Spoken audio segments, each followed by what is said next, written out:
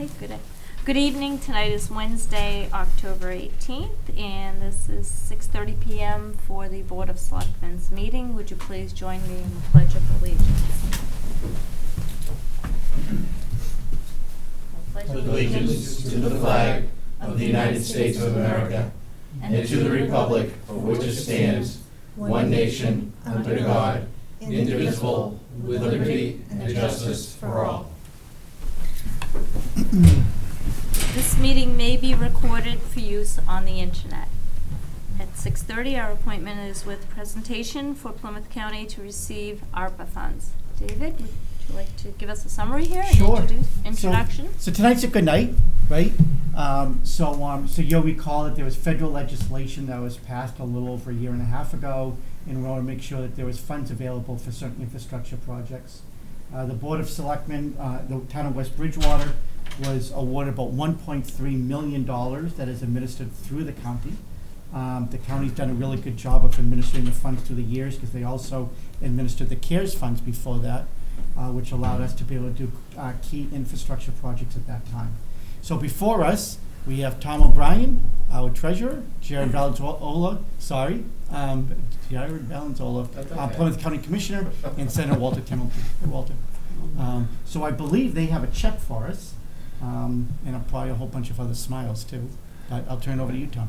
Actually, I'm going to turn it over to the chair of our Board of Commissioners to kick some things off. We certainly want to hear from Walter because this can't happen without Senator Timothy's support and the like. And then I'll kind of wrap things up and then we'll do a photo if that's okay. Sure. Madam Chair, through you to everybody else, Mr. Ryan, David, it's a pleasure to be here in West Bridgewater. It's actually, I think, our first meeting that I've come to. We've been delivering checks for CARES and ARPA over the last couple of years, but it's nice to come before a meeting so the residents can really see what we're doing. Before I forget off the top, I do want to congratulate you, Madam Chair, on your years of service, not only to people of West Bridgewater, but also on the Plymouth County Advisory Board. For folks who don't know, the advisory board is our legislative branch, much like Selectmen have town meeting. The governor has the legislature.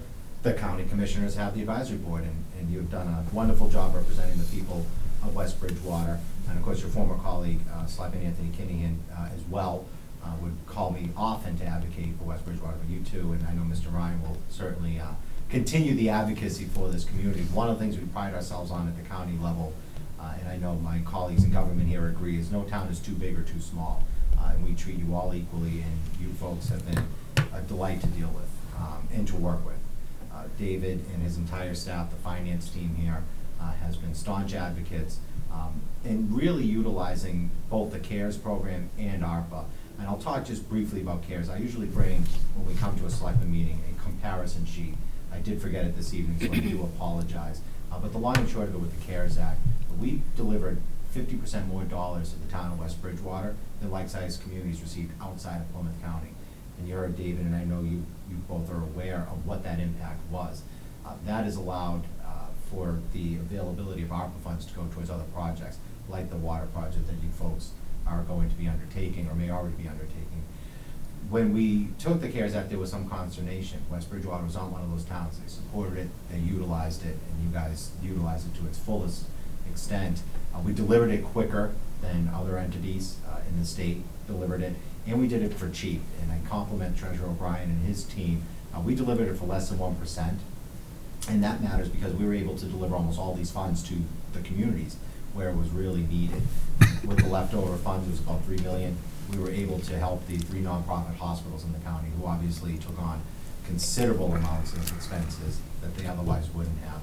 As we pivot to ARPA, we've been continuing to work with your team here, and we're very grateful for the partnership that we have with West Bridgewater.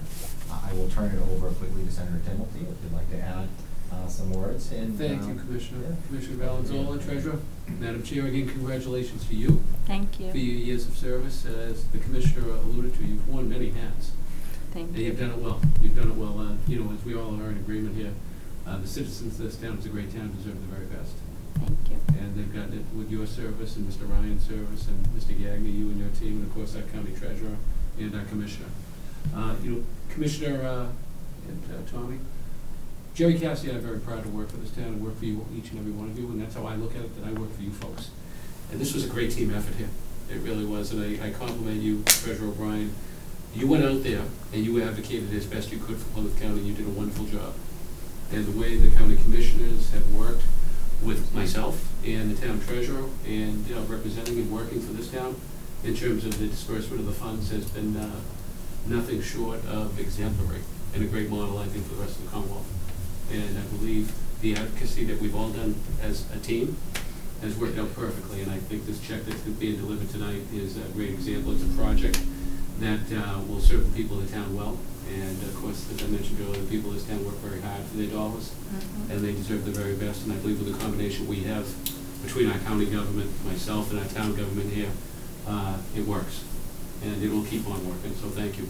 Great.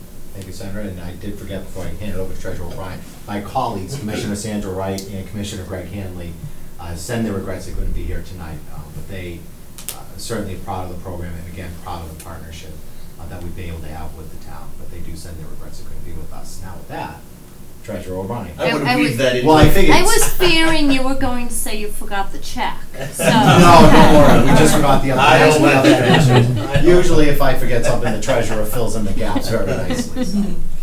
We couldn't be more thrilled to be here this evening. It really is government at its finest. You folks had a challenging issue with your Manley Street plant. Where are those resources going to come from? If but for assistance that you can get at various levels. And you've heard about the partnership we have. We really have to thank our federal partners. The U.S. senators and our congressmen have been great in advocating for funds back and having the county be the vehicle because they recognize we're close. That if David has a question or an issue, not only can he call Commissioner Valenzola, but he can call Treasurer O'Brien directly. And he's oftentimes pleased when we immediately pick up the phone and answer the phone, even at 5 o'clock on a Friday afternoon. I think David and I were the only ones working the Friday before Labor Day, and we were able to answer whatever questions they have. That's how government should work. That's what people expect to happen. And so when the federal government sees fit to do this, then we rely heavily on our state partners. And we are so fortunate to have Senator Timothy, who I had the pleasure of serving with a few years ago. He hasn't aged and I have. That's what working for the county will do for you. And then, of course, Representative Cassidy is a valued partner in what is happening here. If they don't support us, we can't be here to deliver to you. And then you've heard about the work that the county has done. I oftentimes get the credit because I'm the treasurer, and we did do a lot of work, but I can't do that without the support of the commissioners. And so that support is, treasurer, whatever you need, we're going to provide to you so that you can make this successful as possible. And it really has become a national model. In fact, our success with CARES was so widely reported that when ARPA funds came back to the Commonwealth of Massachusetts, not surprising to me, 3 other counties here, Barnstable, Bristol, and Norfolk County, said, hey, we saw what you did with CARES, we want to do that with ARPA. And it's no surprise if you go on the Plymouth County ARPA website, and I always encourage people to go to www.plymouthcountyarpa.com, and you went to the Norfolk website, or the Bristol County website, or the Barnstable County website, they look a lot like ours. By partnering with those other counties, we effectuated additional savings, because we were able to take the audit firm that we're using and spread that cost amongst 4 counties. What does that mean? As Commissioner Valenzola said, more money back to our communities. And then the most important partner is all of you. I want to thank you for your service as well. It's great to walk in and see your smiling face, and we've seen it at many of our advisory board meetings. What we do doesn't happen unless the advisory board there to vote for our budget. So if I'm asking for $5,000 for technology because I need that to be able to process some of the things we're doing, that support comes first from the commissioners, but from our advisory board. And West Bridgewater has always been a valued ally over the more than 16 years that I've been there. And that's you and your predecessors, and we really appreciate that. So thank you for your service to the county. We really value that. And then your team here, David and all of the people that work here in this office are fantastic. I don't just get calls from David, but other members of the team are good enough to call if they have a question or concern. And it was fascinating to me because we are presenting a check this evening that had the actual check for $1,308,258.70. And I highlight that 70 cents because when I was reviewing it with David, I said, and $258, and he said, and 70 cents. And I said, yes, I'm sorry, we know that's there, and it is there. But that's the level of detail that you get when we work this closely and collaboratively together. You're getting every single penny, literally, that you're due to help with this project, and I know it will go a long way.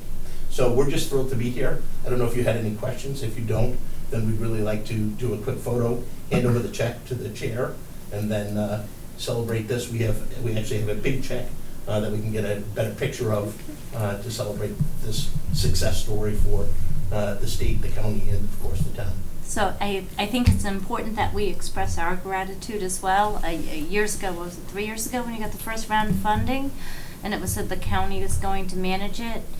There was a little bit of turmoil out there about it. I thought, wow, they're really taking a brave approach, but it sounds reasonable. Try to handle the funding as efficiently and effectively as possible, and you did a great job. And you continued that with this round, handling the funds very efficiently and effectively and utilizing your resources together. And without all three of you and your team, we wouldn't be getting 1.3 million and 70 cents today, and it couldn't come at a better time for our town. The water issues are serious. It's going to be very expensive. We're in a very curious, but probably not a good forecasted economy. So this really helps out our town greatly. So we appreciate and thank you for all of your efforts individually and collectively. Thank you. Thank you for the teamwork. Yeah, and I'm not going to repeat everything Denise said, but I would. But let me just again express my gratitude on behalf of the town. This is again will help significantly, and the town's grateful for it, and we're grateful for it. So thank all three of you, and thank the people who couldn't be here tonight as well. Absolutely. Thank you. So where is the best spot to do a quick So if photo? we So could, we'll do it here, but there's one thing I want to add, because Tom mentioned that conversation we had on Friday before Labor Day. And it was a lengthy conversation, because we were both trying to get somewhere, but we were the only ones working. But I think it does highlight one item that he mentioned alluded to, and I want to reiterate, is that I have the cell phone for all three of you. And I can honestly tell you that every single time I call and or text, and many times it's after hours on weekends, all three are super responsive. So again, I want to say thank you, because I can't do my job and work on behalf of the board without your support. And you guys have all been fantastic. Thank you. Thank you. Thank you. And that, of course, goes both Yeah, ways. feeling mutual. You're always answering the phone on the weekends. when we get calls. Well, and And it's I also, you both, Madam Chair and Thank you. Mr. Vice Chair. and it also Thank goes, you. I know that Representative Cassidy is the same, Yes. and available in the other commissioners as well. We really represent that team collectively, but it's a great working partnership, and as I started, that's how government should be, Yeah. responsive. And, had the state taken some of these resources, they have a lot of things on their plate. They're not able to be as responsive. That's why we think the county is a perfect vehicle for these types of resources. did a great job. Well, thank you. Thank you. We do have a 6:40 public hearing. David, would it be all right if we took a recess, I mean, as far as process, took a recess now so we could do some pictures and then open the public meeting? Are we Yeah, held? is the people are you here for the Yes. public hearing? Are you Sorry. okay if we start the public hearing in a few minutes? Absolutely. So why don't we do this, and then since they're in agreement, we're okay to delay it for a few minutes. Okay, it'll only be a few minutes, I promise. Totally understand. Okay. You can come. You can get in the picture if you want. Okay, Ben, could we have? How can I argue with that? I'm gonna get a picture too. Take a picture? It's off. You want Yeah, so is there a motion for a small recess? Yes. Okay, I'll second. All in Aye. favor, aye.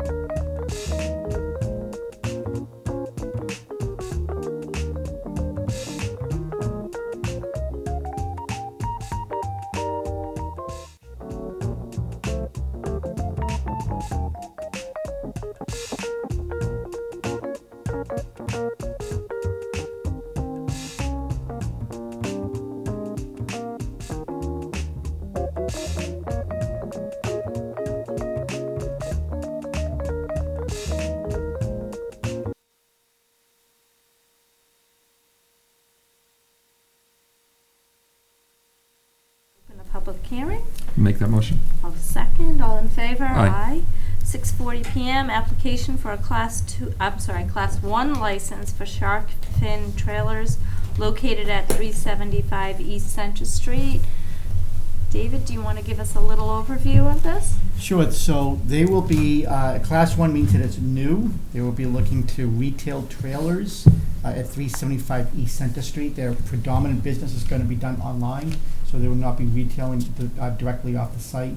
Sounds like they would be at the facility just to deliver the trailer. I do believe that Representative from Sharkin is here, so that way they can speak to it directly.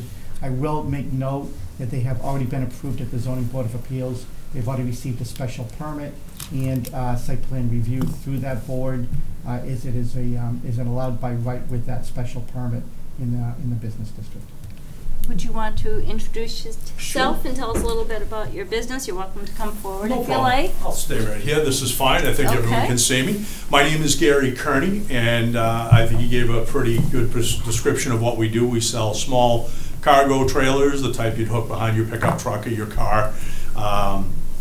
We primarily do about 95% of our business is online. Obviously, I would expect there will be some small level of retail that people will drive by and see the trailers there and inquire, but 95% of our business is done online.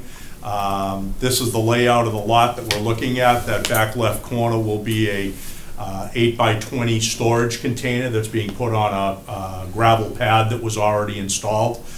These slots that you see are 38 feet long and they're not painted on the ground because the lot was left in its natural state. It's just grass and dirt. Again, customers don't come onto the lot, so it's primarily a fulfillment center. Someone goes online, they order a trailer, we either have it in stock or it needs to be built and shipped. Once it arrives, we call them, make an appointment, they come down, they pick it up, and they leave. So a normal transaction with a customer is probably about 20 minutes on site physically. We don't have people standing around on the lot all the time. There is no building. It's just a circular driveway to allow for the delivery of the trailers. And we'll be there to greet the driver when they arrive, to take them off the trailer, park them on the lot. We'll do all the moving around on the lot, except when it's time for the customer to leave with it. Sounds pretty Pretty simple. straightforward. Yeah. No large machinery, no lots of noise. My that kind of- Toyota pickup truck, and that's it. Now it's old, it used to be a Toyota, it's a Chevy now. But that's it. And there'll be a truck that'll come along, it'll be, that delivers it. It's a dually sized pickup truck with like a 4-car hauler on the rear end of it. And again, that'll only come during the business hours that have been allowed by the zoning board. It'll come in, circle in, drop it off, and then leave and head right back to 495. Okay. All right. I don't have any questions. We had asked questions when it came before us originally. Mhm. It's been approved by the zoning board, correct? Yes. Okay. So unless there's any further questions, is there a motion to approve the Class 1 license? Yes, I'll make that motion. I'll second. All in favor? Aye. Aye. Great. Thank Wish you the very best of much. luck. Thank you. Appreciate it. Thank you. Best wishes. Nice to meet you. Thank you. Take care now. Is there a motion to Okay. close the public hearing? Make a motion to close the public hearing. I will second. All in favor? Aye. Aye. Is there a vote to approve the meeting minutes of September 6th? Yes, I'll make that motion. I will second. All in favor? Aye. Vote to accept the meeting minutes of September 20th, 2023, and October 4th, 2023 for review. I'll make that motion. I'll second. All in favor? Aye. Vote to accept mitigation agreement with Eagle Advertising. David, could you explain that, please? Yep, so this is one of our existing billboards. We have a mitigation agreement with another billboard company. This year, I think we've done a very good job with. State law allows for a minimum of 20 years. We signed a 30-year agreement with it. It'll total almost $500,000 when it's all said and done. And so I'll ask you for your approval. Any questions? No. Is there a motion to accept the mitigation agreement? I'd like to make that motion. I will second. All in favor? Aye. Aye. Vote to approve the revised alcohol policy. So you'll see on page 1, bottom paragraph, it refers to what the board tasked me with at its previous meeting. that it said that you no longer want to allow the license to be used for pledge of inventory for a loan. That language has been vetted by town council, and so with your approval, the policy will be amended immediately to include the fact that it can no longer be pledged moving forward. Make that motion. Okay, I will second. All in favor? Aye. Vote to approve the fiscal year '24 snowplow rates. So these are snow rates for private independents, people that drive F-250s, for example. They use their own gas, they use their own truck. We do a survey, that way it is consistent or fairly consistent with local municipalities. It happens to be the same rates that we used last year, so I'll ask you to vote for the approval of it. Is there a motion? Again, I'll make that motion. I'll second. All in favor? Aye. Aye. Vote to approve town nurse job description. So you'll see in a moment that our existing nurse has now resigned.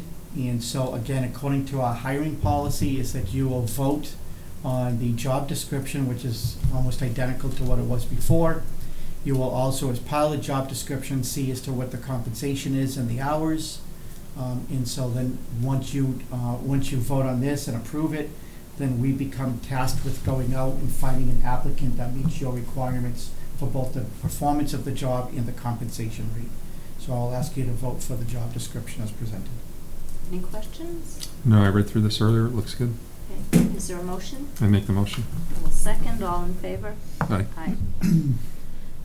Communication and reports from boards, commissions, and town officials. We need to vote to accept Laurie Dolney's resignation as head administrative secretary grant writer. Yeah, this is unfortunate because we created this position last year, and she had previous grant experience. For various reasons, she's decided to put in a resignation at this point, so asking the board to accept it. Make that motion. Mm-hmm. Okay, I will second. All in favor? Aye. Aye. Vote to accept April Pano's resignation as town nurse. Which we just mentioned. She's been with us for a period of time, and at this point has decided that she's ready to move on to another job. Okay.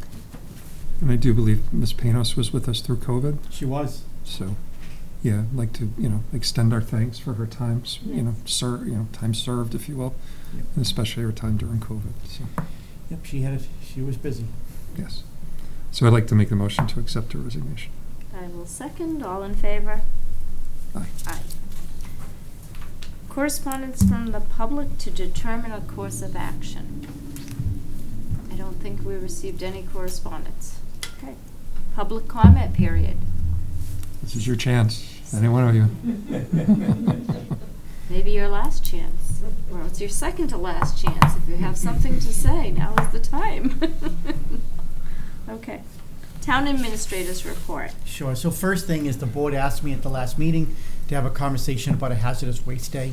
This is a quote. Doesn't mean we may not get another quote, but if you do run a large-scale hazardous waste day, that's not something that we could just do in-house. Somebody has to be there. They have to be able to segregate all the materials that come in, and then obviously dispose of it as well. So here is a quote from Clean Harbors, who is as reputable as they come and specifically handles these items. So if you want to scroll to page number 2.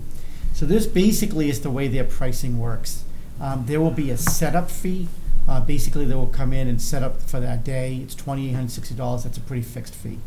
After that, what they do is, and this is a little bit misleading, what they do is that they try to price it out per car. Now, in the end, they actually give us a list of all the materials they're willing to take in and what the cost of those materials is going to be. So, for example, I'm just making up these numbers, is that if it's going to be a case of motor oil, they're going to charge us $30, whatever that dollar is. What they have found in their experience is that if a vehicle comes in and you are strong. I am. I just snapped that pen with barely any effort. I'm sorry that I said that wrong. But what their experience is that if there is, and I'm making up this number, if there is 100 items on the list as to what they are willing to accept, if the town says we will accept all of the items on that list, that is what they classify as a full car. So somebody comes in, they have everything that they want that they can get rid of that is on that list. And what they have found is that on average, it costs the town about $78 per vehicle. We have about 1,850 transfer station stickers. So again, in their experience, they do agree that this is rounded up a little bit, but in their experience is that if you have not run a full-fledged hazardous waste day in some time, which we haven't, is that you're going to have high demand for this. So figuring about a 50% penetration of who is eligible to use it, that math turns out to $70,200. So it'd be $70,200 plus the $2,860, that's what it would cost you. If we instead said, okay, let's try to identify, we look at that list and we say, let's cut the list in half. Let's say we're going to take paint, but we're not going to take batteries, just as an example. They would classify that as a half a car. And in their experience, on average, that will cost the town, I think it's, where's the half a car? 39. No, No, that's that's the quarter. I think quarter. it's supposed to be $47. Yeah. All right, so anyway, but it's $47. And then a quarter car, again, I'll put it down to 1/3, but it caps it at 3 pounds. So you have paint. So you have so many bottles of paint that are left. Maybe the next page. There it is. That's the $47 for half a car. So if you have so much paint, they will cap you at 3 pounds of whatever you have for paint fluids. The truth of the matter, and that would be $39, again, as an estimate. That's problematic because as they've explained to us, is that somebody will load up their car. They don't, even though you post it 100 times over and you say, we're only going to take in 3 pounds of whatever, and they spend 2 hours putting all their paint gallons together and they go to 4, they go home with 1 gallon or 1 pound. And they're not happy. And they're yelling at Richie or somebody else down there. So I wouldn't recommend that. 2 items that they will not take, and if they do, it's at a substantially raised fee, they don't quote on it, is tires and mattresses. It's 2 components that they just really don't want to deal with because the restrictions have become so difficult at the state level. So out of this quote here, for the most part, includes oils and what you see down here. I gave you each both a list that's a little bit more expansive, but for the most part, it will include refrigerants, it will include leftover propane tanks, batteries, Paint. Paint certainly. It'll include those types of items. If you also want to allow somebody that has large bulky items like a couch that they want to get rid of, you would then pay for an additional roll-off container. And I think on the next page, or page 2 or 3, there is another quote for that. Keep on going. $1,200. So if you said, okay, we're going to put an additional roll-off there, and some people, they just want to throw gypsum or whatever they have that's left over in their house that is not a hazardous waste material, then they will charge an additional $1,200 per container. So what they have advised us to do is that obviously if money is not an object, then you open it up for however many hours. People just come in, at the end of the day, they tally it all up, and they send us an invoice. You can cap it. So you can say, we're going to set a budget, $10,000, $40,000, $50,000, $70,000, and they will actually tally as the day goes on. So if you start at 9 o'clock in the morning and say it's going to go till 5, if they get to 70,000 or whatever that predetermined number is at 1 o'clock, they shut it off. Again, problematic, because somebody shows up at 1:30, they're not very happy. You do the best that you can to be able to educate in advance. We all know there'll be somebody that doesn't get it, or somebody who did get it who doesn't care, or somebody who got it and made an earnest attempt but still couldn't get there. So those are all the options that we have. The last is that if we were to do this, I think we would be better off doing it in the spring than trying to push it through it during the winter months. So you have to make a decision whether you want to have the day, and then with the math as to how you want to spend the money. We have clearly not budgeted for this, so if you decide to move forward, then what I would ask is that at the next meeting, as I place this back on the agenda, because I would want a vote of the board, is that you'll have to agree that you will transfer money at the end of the year. We always do end of year transfers. Because we didn't budget for this, we don't have it, we'd have to take it from some other source, which we can do. But unfortunately, you won't be here, and we won't know who else will be here, and I don't want the DPW director that incurs this cost mandated by the board, and at the end of the year, a new board says, oh no, we're not giving you any money, and then what does he do? That would be unfair. So we'd want to take that vote to make sure that we're gonna authorize a future transfer to cover the expense. So my feelings on it is this: I think we should do it.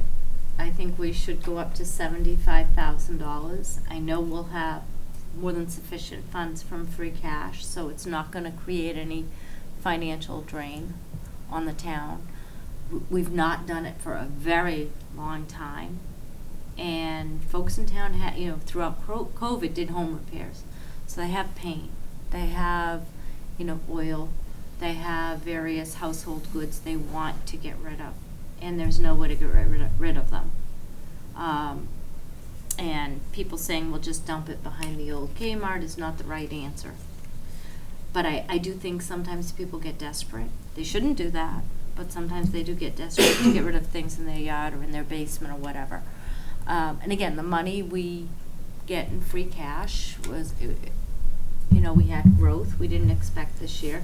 We have the money.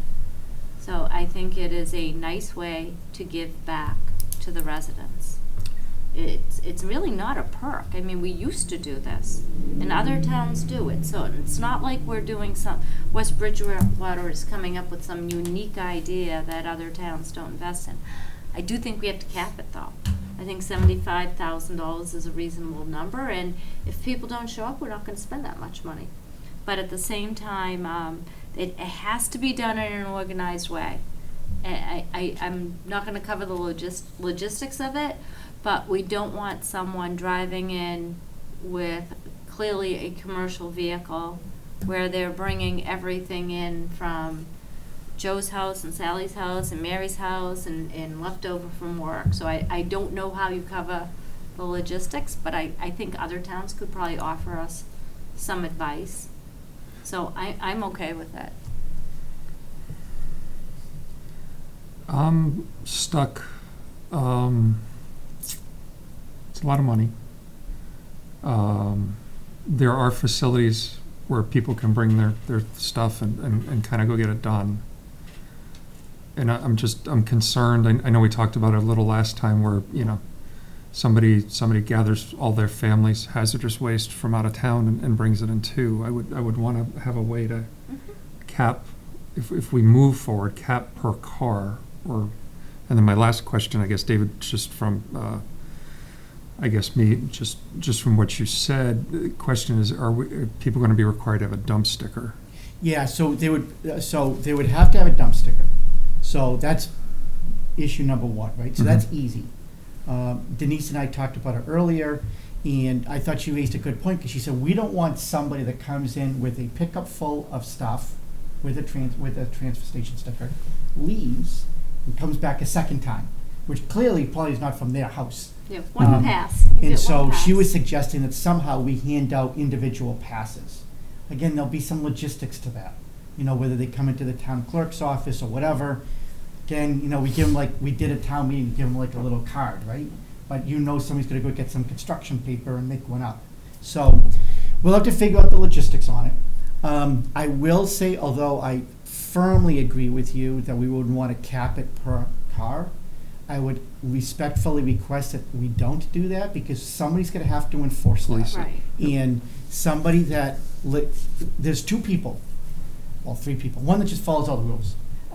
But the other person who doesn't follow the rules is just going to argue for argumentative sake. I'm a taxpayer, I deserve to do this, yada, yada, yada.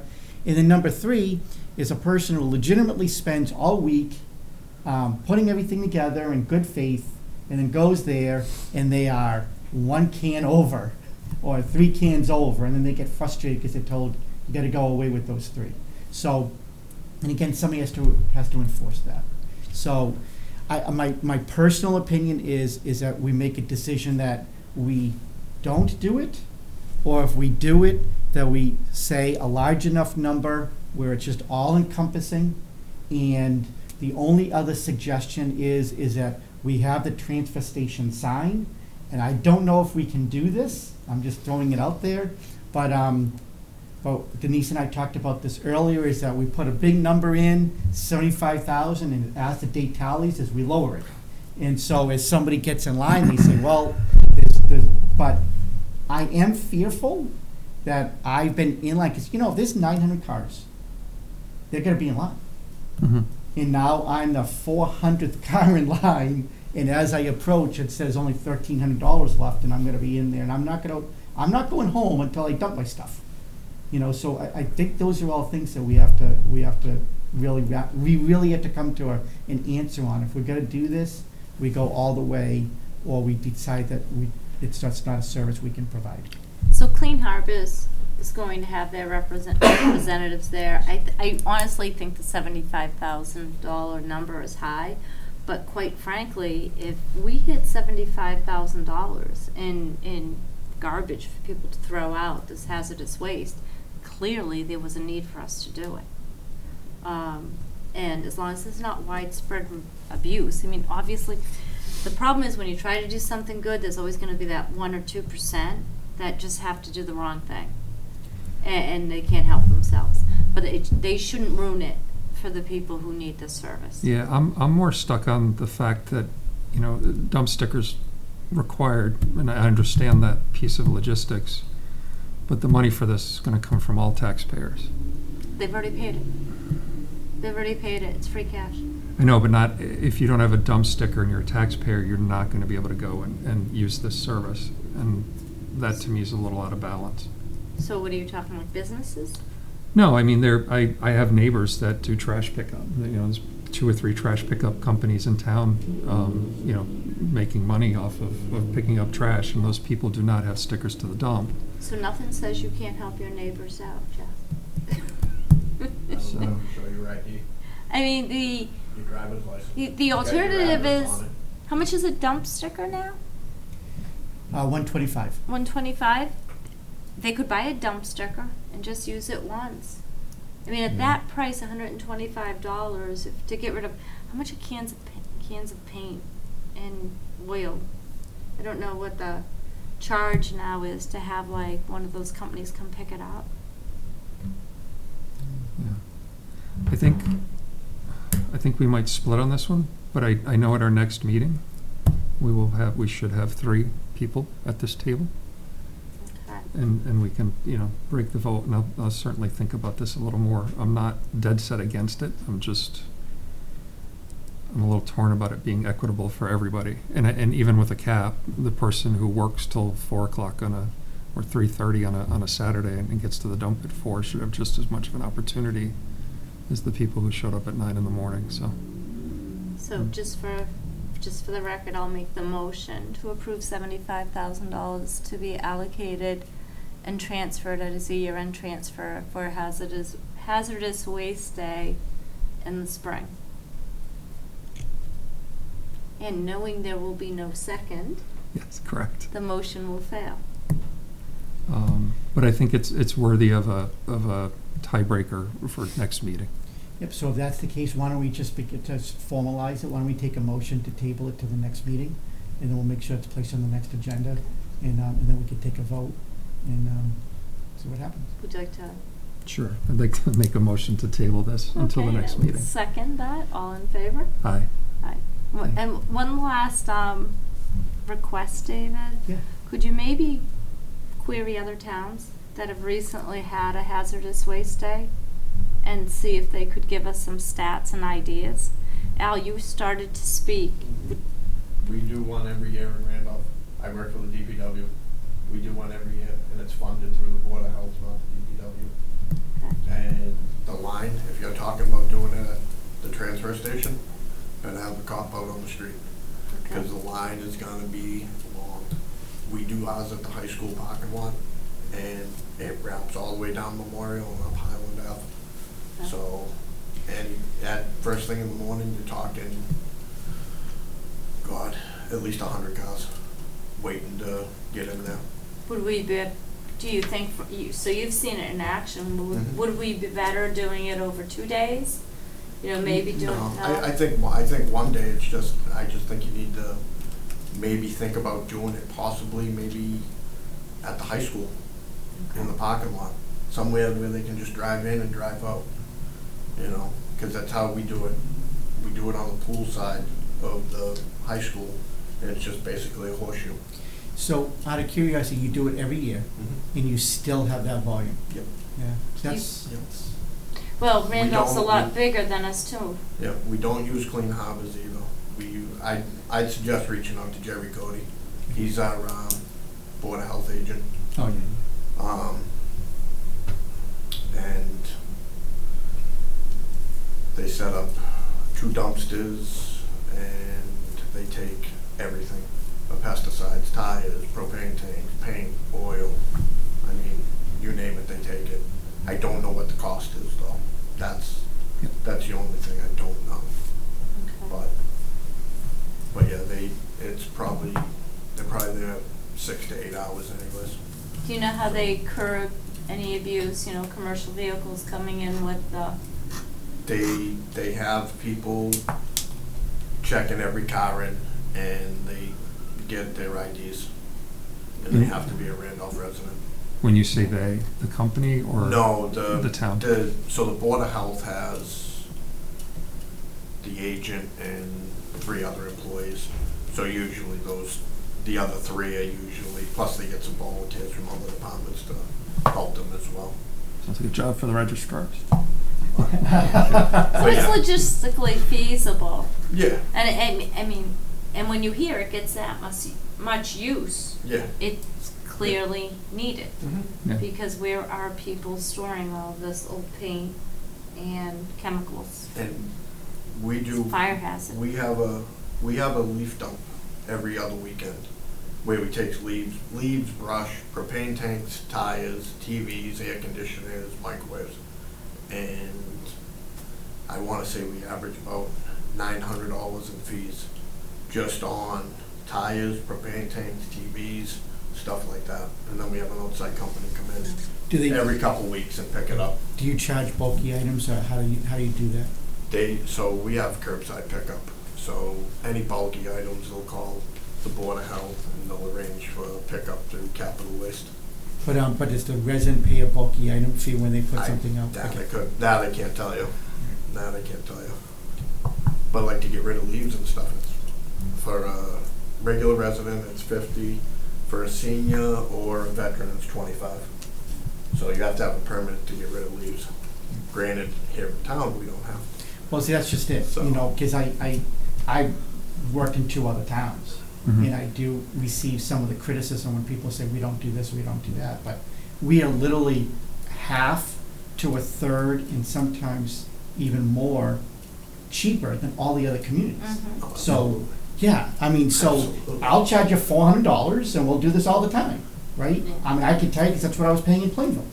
And yet, if we said we're gonna charge $400, people wouldn't be that happy. But you need to collect the money in order to provide the service. And I definitively know that other municipalities do charge the money and do provide the service. And in this case, we don't provide as many of the services, but at $125, it's a steal. So it's just a matter of what we want to do. So I think, you know, for 1 year, if we could, I think we have the money. I don't think that's a concern. I think we can do it. And we'll see how it goes. Yeah, I think it has to be open to all residents, and, you know, from what Al said, it might make sense to find another piece of property to do it at, to Yeah. not. What do you mean, even if they don't have a sticker? Because I do think that's, the free cash is generated from ultimately the taxpayer. Right, right, So right. I think Jeff's point is valid, that you could be a residential taxpayer, Mm-hmm. not have a transfer station, and under the program as currently proposed, would be shut out of it. So, you know something, you're absolutely right. I wasn't processing that I will try to explain it better next thoroughly. week. No, you did fine with that. I just Yeah. wasn't, you know, synthesizing it completely. You're absolutely right. It should be open to all residents. But I maybe, was yeah. thinking you want to, For some reason, Jeff, I was thinking you wanted to expand it to commercial too. Oh, no, And just, no. that would be an issue. No, but maybe between now and then we can talk to Randolph and a couple other towns and present a little bit more of a clearer plan to the full board next Yeah. next meeting. Okay. Al, thank you for your input. That was very helpful. Thank you for volunteering to run on Hazardous Waste Day. That was very kind of you. He's going to be working at the gate. Yeah, I think I'm working that day. I think I'm scheduled for overtime. Next on the agenda is a whole bunch of FYIs. One is in reference to candidates night. As you know, when I got here, it's now 10 and a half years ago, we never had a debate for any of our offices. And in many other municipalities, it's usually run by either one of the political parties or a local newspaper. Obviously, there's not much newspaper, but that's not their fault. It's just the sign of the times. And so we thought that it made a lot of sense. I was like, we want to give people an opportunity to meet the candidates and talk about who they are and what they stand for. And we've been able to do it every single year, including COVID years. This year it's a special election. There is only one election. There's only two candidates.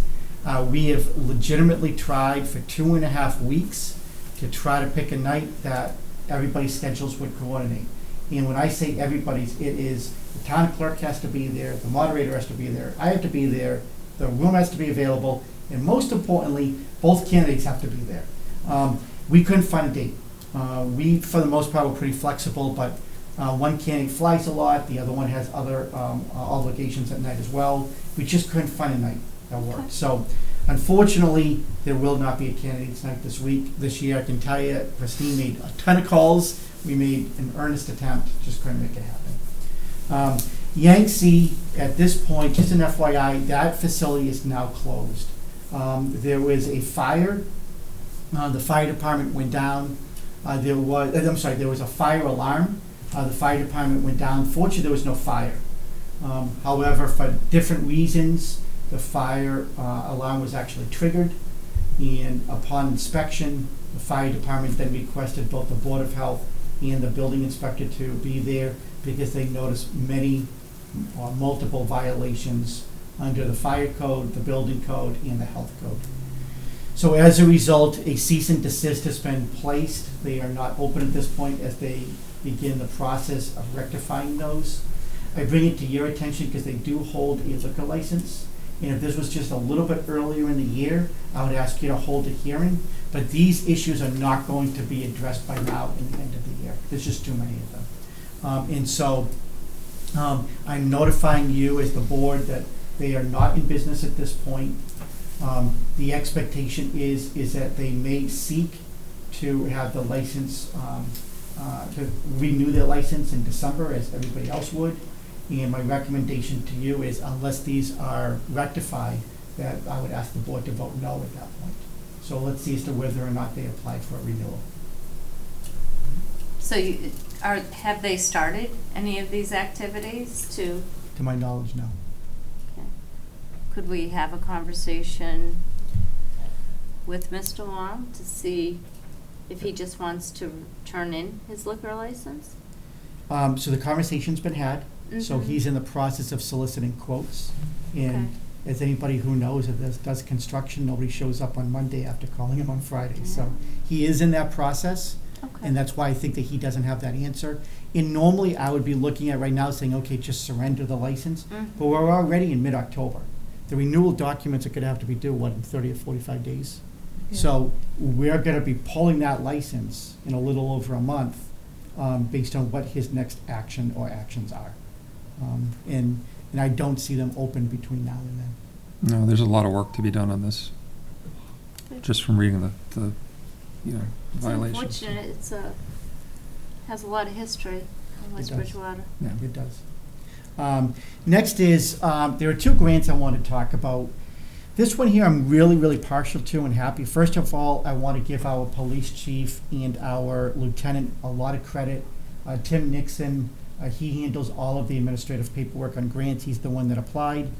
And he just received from the state $75,000, so that way we can purchase body cameras for all of our police officers. I am on a handful of years ago. I am on a statewide committee, and it was something that I have really pushed at that level, because I believe that 99% of police officers do not just do a stellar job, is that too often it is the people that they encounter that escalate the situation, and then we hear different stories after the fact. And I feel very strongly when I say this, that we have an exceptional department here in town, and even under extreme duress, we still don't receive complaints that others do. With that said, body cameras have been determined by the Department of Labor Services that is a change of work conditions that has to be bargained with the union. And you may or may not recall this, but we have already done that as part of the most recent collective bargaining agreement. So again, I want to say thank you to the union members and to the police, because they recognize that this is a benefit to them. It will be a benefit to our town as well, and $75,000 should outfit most of the cost. So really good job for them. And again, I think it just makes everybody around a lot better. And hopefully, when people realize that they're on camera, they will treat the police a little bit better in some of these situations that have escalated in the past, won't do so in the future. Sustainable Materials Grant, this is, drum roll please, $456. Now we're gonna try not to spend it all in one place, but we probably will. But again, I want to give Chris Iantelli credit. As DPW director, he applies for this every single year. And all we do is we put it, because we make a good faith effort that whenever we can use recyclable materials, we do. So he applies for it. Because of our attempt to do that, we always qualify. And I know that many other municipalities might say $400 or $500, not worth the effort. But to Chris's credit, he applied and we received the money. And the last is that just an FYI that the fire department will be holding its annual fundraiser on October 22nd in the center of town for muscular dystrophy. The last thing I do want to mention, this was mentioned at town meeting, so again, I just want to say it one more time. We are going to have a special election for Board of Selectmen to fill an expiring seat this Saturday. Unfortunately, with Denise resigning, there has been, effective in November as well, is that there is some rumor out there, let's just vote for both, and they both will be elected at the exact same time. That is not the way that it works. It is a candidacy for one seat, and so if you fill out a ballot and put in both, then in essence, you're going to void that ballot, and you in essence will have not voted. So as the town clerk stated at town meeting, if you choose to put both, you have that legal right to do it, because nobody's going to take away your right to vote, but you are technically not voting for anyone at that point. So please only vote for one candidate for that seat. And that's my report. Okay. Unless we have anything else, I would like to request a motion to adjourn and go into executive session. We would not return from executive session. And I will read the following. I would entertain a motion to enter into executive session, not to return to open session pursuant to MGL Chapter 30A, Section 21A, Exception 7, to comply with or act under the authority of any general or special law or federal grant in aid requirements, specifically to review and accept executive session minutes. This would be a roll call vote. Is there a motion? There's a motion. I will second. Ryan, yes. Ray's yes. All in favor? Aye. Aye. At this point, we are adjourning from open session. Thank you. Thank you. Thank you both. Wish you